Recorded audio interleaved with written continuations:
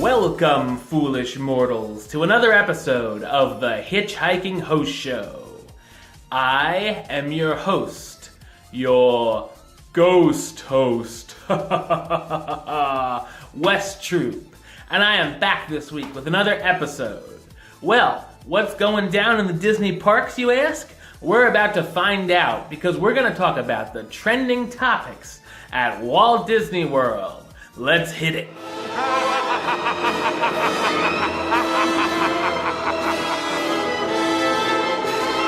It's hard to believe, but the first Mickey's Not-So-Scary Halloween party kicked off this week over at the Magic Kingdom, with this year's event running for a shocking 32 nights this fall, the longest in the event's history.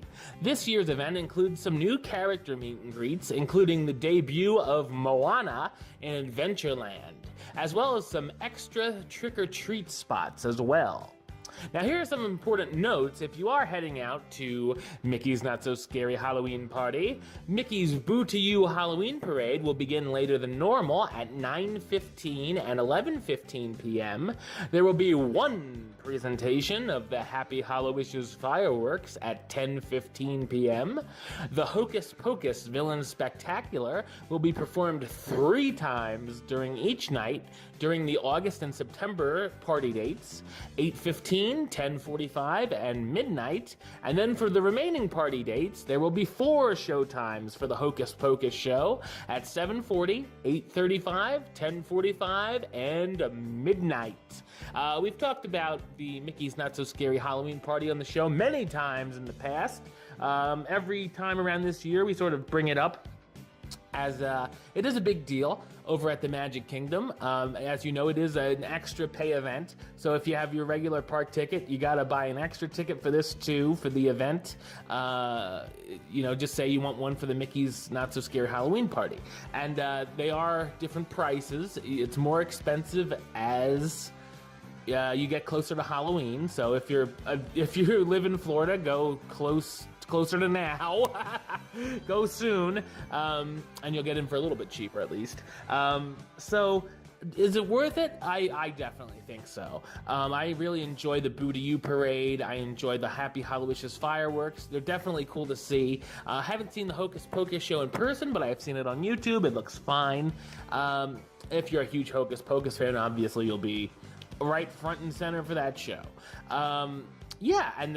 Definitely one of the benefits is the fact that every ride is like a 5-minute wait, other than maybe the Haunted Mansion, but you can get on like Space Mountain, Big Thunder in like 5 minutes. It's great. It reminds me of the E-Ride nights for those park goers back in the day, like me, who remember those, which were awesome. Definitely something cool to check out, and you get some free candy if you feel like going trick-or-treating. You can dress up, not too much, but do a little bit of dress up. Nothing too crazy, but there wasn't really anything too much added this year. It looks a lot like last year's event. Other than the addition of Moana. That's another great thing about the party. There are great character meet and greets. They bring out some hard-to-find characters, such as the 7 Dwarves. Some of the characters have got their Halloween costumes on, which is really cool. So there's some really cool photo ops you can take. They bring out Lotso from Toy Story 3, Captain Jack Sparrow, some characters you don't normally find, but the lines will be long. Oh, Jack and Sally, of course. The lines will be long for those characters, just so you know. But definitely is worth checking out, in my opinion. It's worth buying the extra ticket for.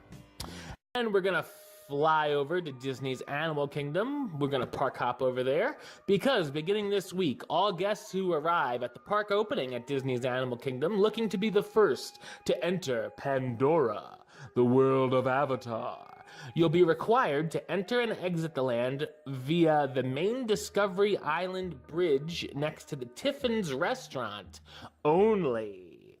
Access via the Harambe Bridge, located in Africa, has served as an overflow entrance and exit in the past, but will not be available until the queue for Avatar Flight of Passage has been limited to one side of the bridge, which typically happens by mid-morning as guests flood the land early in the day. The change makes a lot of sense, as there has been tons of traffic issues in the area during the morning hours, as I'm sure you can figure that one out. Hopefully the new structure will result in a more pleasant journey over to Pandora for park guests and cast members alike. That's right. Lots of traffic jams up in Pandora. So just know, if you are going to be running your butts over to Pandora as soon as the park gates open, you can only get there through Discovery Island, the bridge next to the Tiffin's restaurant. Don't try to go through the Harambe Bridge in Africa, or you'll look like a fool. Looking like a fool with your pants on the ground. Okay, anyway. Also over at Disney's Animal Kingdom, Sony, a Sumatran tiger at Disney's Animal Kingdom, recently gave birth to a pair of tiger cubs, the first in the park's history. Though these cubs are currently backstage with Sony, and under the supervision of expert veterinarians, of course, guests will be able to see them on the Maharaja Jungle Trek in just a few short months. Very cool. I enjoy going through the Maharaja Jungle Trek, and would love to see some baby tigers. Awesome. And now we're going to park hop over to Epcot, because this week Disney announced several new narrators for this year's Candlelight Processional, including Matt Bomer, who you might know from White Collar or The Last Tycoon, most recently The Nice Guys, which is a great movie, and for the kids out there, Magic Mike. And also, Star Wars and Leprechaun series star Warwick Davis, who you may remember from playing Wicket the Ewok in Return of the Jedi. Chandra Wilson and newly named Disney legend Whoopi Goldberg have also been added to the list for this year. Be sure to check out the schedule if you'll be visiting the park during the holidays to see your favorite narrator in action. And yes, Epcot does holidays around the world every year during the holidays. It's a great little thing. You see the different customs and how they celebrate Christmas or whatever holiday in the different countries, as well as you get to some cool stuff. The Candlelight Processional, of course, is something cool to see with the celebrity narrator and the choir. Really cool stuff over at Epcot during the holidays. If you're going to be at the park, definitely check that stuff out. And we're going to park hop over to Disney Springs, because it was recently announced that guests who drop by the Tea Traders Cafe by Joffrey's, located in the landing at Disney Springs, can now order their favorite hot beverage with Disney character-inspired coffee art. The fun new option is possible thanks to Joffrey's new Ripple Maker machine, which uses proprietary technology to print edible toner made of coffee dust onto the top of any foamy beverage. The Ripple Maker machine takes about 20 seconds to print and is only currently in use at the specific Disney Springs location. Currently, 4 images can be printed onto your beverage: the Joffrey's logo, the Disney Springs logo, Mickey Mouse, and of course, yours truly, Wes Troop. No, just kidding. And Minnie Mouse. Adding this option to the drink, of course, will cost an extra 50 cents. Of course it does. That is a pretty cool thing, though. So if you want a little bit of art on your beverage before you sip it down, then check it out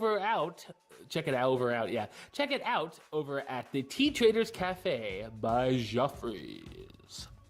And finally, Disney released a new version of the My Disney Experience this week that brings a couple of new features to the app. First off, for you annual pass holders out there, it's now possible to renew a pass directly from the My Disney Experience app without going to the website. Very handy.